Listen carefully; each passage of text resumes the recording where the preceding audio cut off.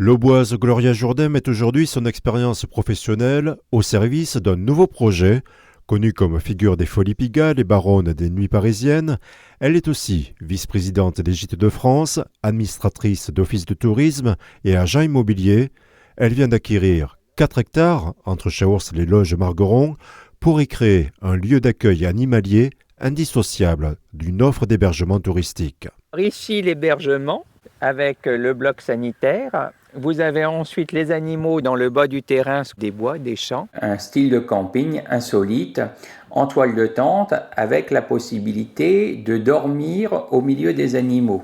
Derrière, vous aurez le slow tourisme et derrière la maison d'habitation, vous allez avoir tous les animaux. Le projet ne peut pas aller ni sans l'un ni sans l'autre. J'ai pas demandé de subvention publique, donc il me faut des fonds propres pour le maintien des animaux sur place. Le projet prévoit aussi une ferme pédagogique à vocation inclusive et thérapeutique, tournée vers la nature. Dans les maisons de retraite où ils viennent avec des animaux faire de la médiation animale, c'est très à la mode, mais c'est pas pour rien qu'ils sont complets 1 an à l'avance minimum. On est en train de faire des accessibilités handicapées avec la possibilité de venir cueillir des framboises, des cassis et autres.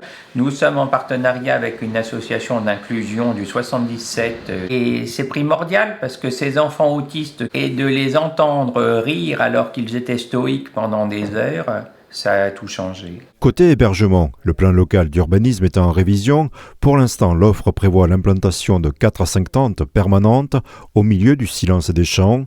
Selon cette professionnelle, la proximité du chemin de Compostelle des producteurs locaux complète une demande de slow-tourisme en pleine croissance. J'ai été une figure de la nuit parisienne et de la politique parisienne.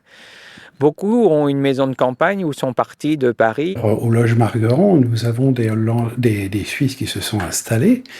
Nous avons aussi un Luxembourgeois qui s'est installé. Moi, je pense qu'ils viennent chercher la tranquillité, l'espace vert. Le département de l'Aube est idéalement placé. C'est pas qu'une question de mode, c'est une question où les gens ont besoin de se ressourcer et au milieu des animaux, c'est pour ça que l'un ne va pas sans l'autre. Pour Gloria Jourdain, ce projet marque un retour aux sources, près de sa famille, tout en préparant l'avenir. Je suis né à Javernan, j'ai fait mes études à Bouilly et à Troyes. Je suis monté sur la capitale et je suis revenu il y a à peu près une dizaine d'années. Donc d'avoir une structure juridique et que la mairie en ait la propriété à mon décès, ce sera parfait. La première phase d'ouverture de la ferme pédagogique est attendue au printemps 2026.